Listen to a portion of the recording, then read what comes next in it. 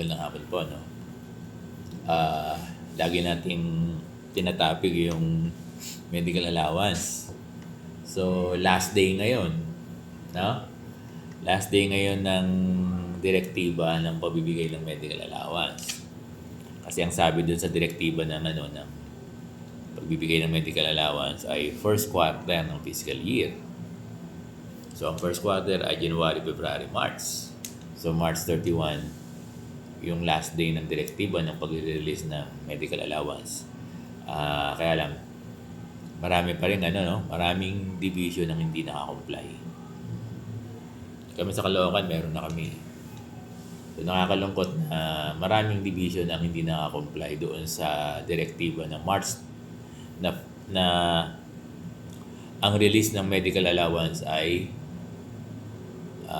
first quarter ng fiscal year. So kung natapos ngayon yung first quarter ng fiscal year, ngayong March 31, at marami pa rin mga division ang hindi nagbigay, ang ibig sabihin ay hindi sila nag-comply doon sa direktiba, no? Sir Buang, meron bang meron bang sanction yan? Wala naman. Kung hindi sila nagbigay, kaya lang nagkakaroon ng issue, no? Kasi nadideprive yung mga guro kapag pwede bang sabihin hindi nagampanan yung trabaho nila?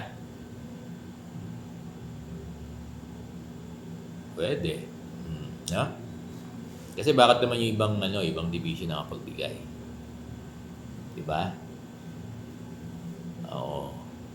Kaya yung mga division na hindi nakapagbigay, magkakaroon ng issue sa mga guro nila. Bakit yung ibang division nakakapagbigay tapos sila hindi nakakapagbigay? Alam ko, hindi lang sa province Alam ko sa Metro Manila, may mga division din na hindi pa natatanggap kasi na-monitor ko Kinachat sa akin. At marami din. Marami din buong Pilipinas, no?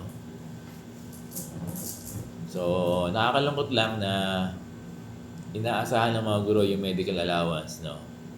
Kaya lang, till last day ng pagbibigay ay na ma-release sana ay hindi natanggap ng mga guro. Ngayon ang tanong, Sir Bong, pwede po bang ibigay? Oo naman. pwede, siyempre.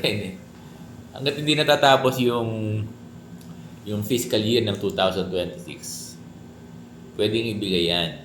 Kaya ang dapat, nagamit yun na ng first quarter, no? Nagamit yun na. Diba? Paano kung nagkasakit kayo ngayon? Wala kayong nagamit, diba? Dahil lang dapat nagagamit yun na nadideprive ngayon yung mga guro.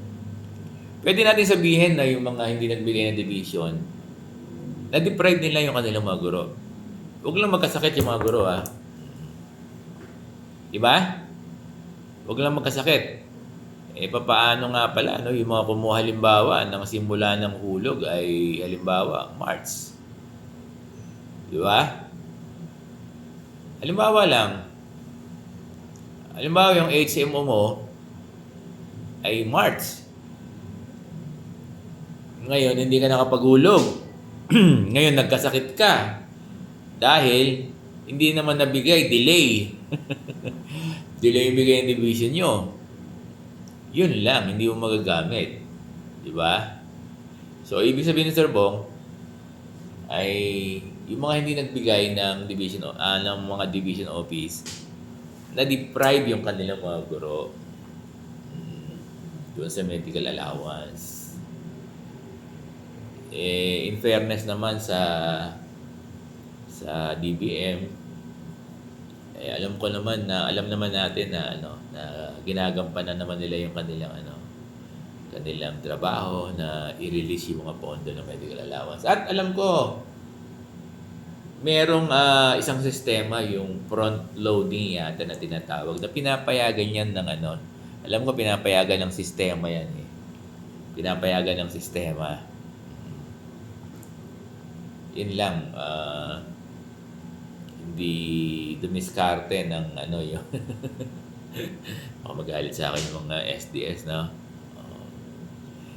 Pero yung mga nagbigay ng medical allowance ay talagang very good sila. Yung mga hindi nagbigay ay na-deprive nyo na yung inyong mga guro. Pero,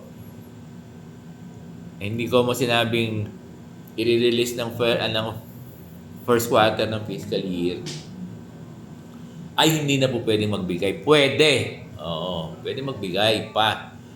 Di ba? Hanggat hindi pa natatapos yung taon. Kaya lang sa bawat araw, mula ngayon ha, bukas sa bawat araw na delay ng pagbibigay ng medical ay nadideprive yung mga guro sa kanilang insurance sa health. Ano? Yun lang yung gusto ipunto ni Sir Bong. Yung mga hindi nagbigay ng division office, hindi natin alam kung ano yung kanilang reason. Di ba? Kaya lang, palagi magkakaroon ng issue sa mga teachers nyo, no? Magandang hapon po sa inyo lahat.